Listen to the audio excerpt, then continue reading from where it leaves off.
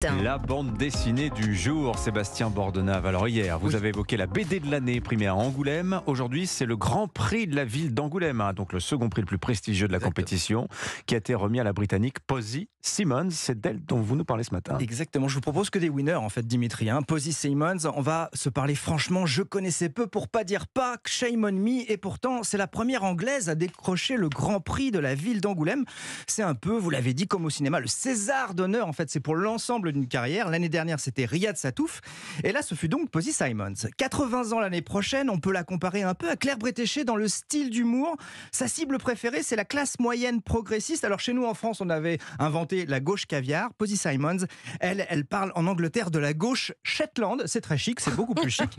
Posy Simmonds, on la connaît, en fait, sans la connaître, en 2000, elle a sorti en BD Gemma Bovary, inspiré du roman de Flaubert, qui deviendra même un film d'Anne Fontaine avec Fabrice Lucchini en 2014. Alors ce matin, vous nous conseillez donc une bande dessinée signée Posy Simmonds, laquelle ? Alors, Gemma Bovary, on en a parlé. Cassandra Dark, c'est une BD parfaite qui raconte les misanthropies d'une veuve en surcharge pondérale qui commet des malversations dans l'univers futile de l'art contemporain. C'est vaste programme. Oui.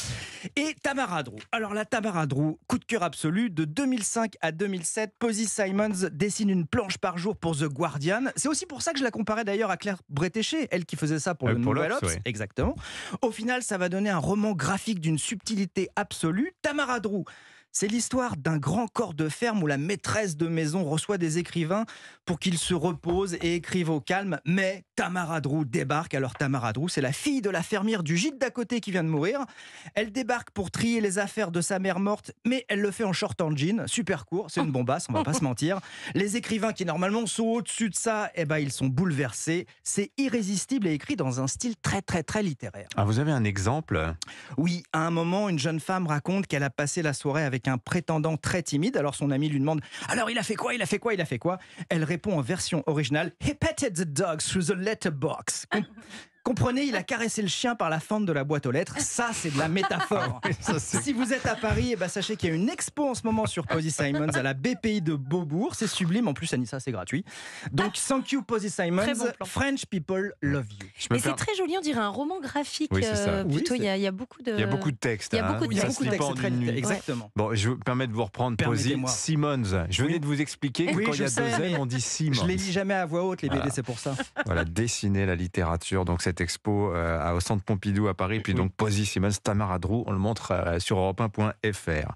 Merci beaucoup Sébastien. Le jeu vidéo de la semaine à présent, direction Caroline Speller. Metropolis, c'est la cité bien connue des fans de super-héros puisque c'est celle de Superman. Ah oui Dimitri, et si on incarnait des super vilains connus pour mettre le chaos partout où ils passent, mais cette fois dans le but de sauver le monde?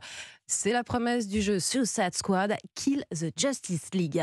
C'était des films Suicide Squad, c'était sorti au cinéma il y a quelques années, non ? Oui, et donc la Suicide Squad reprend du service en jeu vidéo dans une aventure inédite où les super-héros, ils sont possédés par une force extraterrestre et c'est eux qui deviennent les méchants à abattre. Batman, Green Lantern, Flash, Superman. La Justice League rasera cette terre. Alors seul ou en coopération jusqu'à 4 en ligne, le jeu nous propose d'endosser cette mission suicide dans la peau de 4 vilains marginaux comme King Shark, un homme requin, ou Harley Quinn, la psychopathe complice et amoureuse du Joker, une anti-héroïne que vous connaissez peut-être car elle a été incarnée au cinéma par Margot Robbie, la belle Margot Robbie. Et quand ces super criminels doivent prendre les choses en main, on est forcément dans une histoire extravagante, violente, saupoudrée d'humour déjanté et irrévérencieux. Je me disais que bosser ensemble serait une catastrophe et vous m'avez pas déçu. Et ça ressemble à quoi, manette en main, ce Suicide Squad ?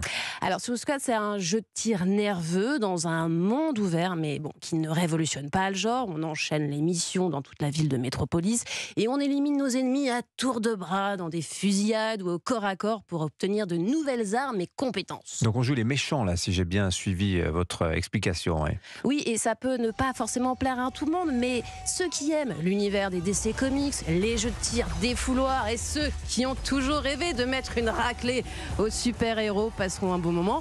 Surtout que le studio de développement propose dès le mois de mars un contenu saisonnier gratuit avec de nouveaux personnages, des missions pour prolonger l'histoire complètement folle des Suicide Squad. Et j'imagine que c'est sur toute console. Console, nouvelle génération, PS5, Xbox Series et PC. Voilà, merci beaucoup Caroline Speller, à la semaine prochaine. Merci.